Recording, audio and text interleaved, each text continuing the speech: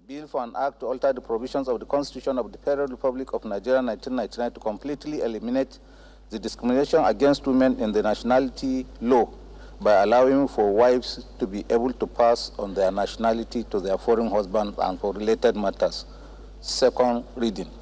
The numbers are staggering. 110 constitutional amendment bills passing the second reading in a single week, a pace rarely seen in Nigeria's legislative history. The ayes have it.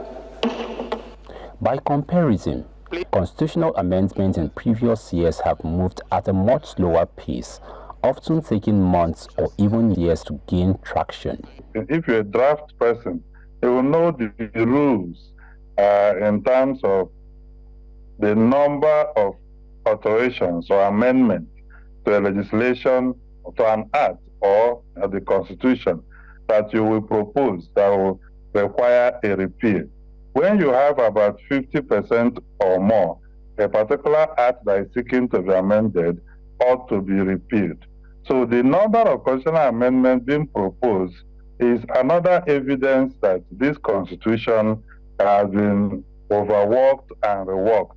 And it is time to start looking at how to make the Constitution really people's constitution. Lawmakers argue that the speed reflects a commitment to closing long-standing constitutional gaps. But some analysts worry that due diligence and thorough deliberation may have taken a backseat to expediency. Even members of the National Assembly who are in the opposition have appeared to be captured already. You know, the reality is that 3 days for 110 amendments, that is shocking. The committee led by the Deputy Speaker have done an extensive job, extensive consultation, several workshops and seminars and meetings. That is the only aspect that will make people like us who are professionals in that space admit that an assembly can pass 100 and something bills in just a week. One of the most controversial developments came when the House rescinded two key bills just a day after their passage. One seeking to remove constitutional immunity for the vice president, governors and their deputies, and another proposing death penalty for certain crimes. While the House defended the reversal as a move to allow more input from stakeholders, some suggest that external pressure may have influenced the decision.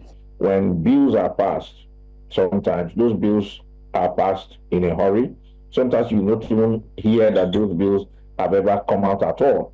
And when you finally hear that, oh, it's done first and second reading and all that, the next thing you hear, somebody somewhere would have said, oh, that bill cannot go through. They will now find a way to either rescind their decision or to step it down. There are mixed reactions as to whether the broad range of amendments truly reflects the aspirations of Nigerians. What we have in Nigeria today is a government of the oligarchy, by the oligarchy, and for the oligarchy. We no longer have, what you and I would probably describe as democracy, which is the government of the people, by the people and for the people. Gender equity issue, adequate representation of women, issue of citizenship for spouses of, Nigerian women, and the inheritance, a lot of things reflect, With 110 bills now at the committee stage, policy analysts fear that many may face significant hurdles that could prevent them from advancing to the next phase of the constitutional review process. The existential hurdle has been that the state assemblies will not give to thought on critical things that seem to alter the structure of governance or relationship. As the House of Representatives prepares to consider more amendments to the nation's constitution, observers say the event of this week could shape future debates on legislative independence, executive influence, and the transparency of Nigeria's lawmaking process. In Abuja for News Central, Idong Joseph.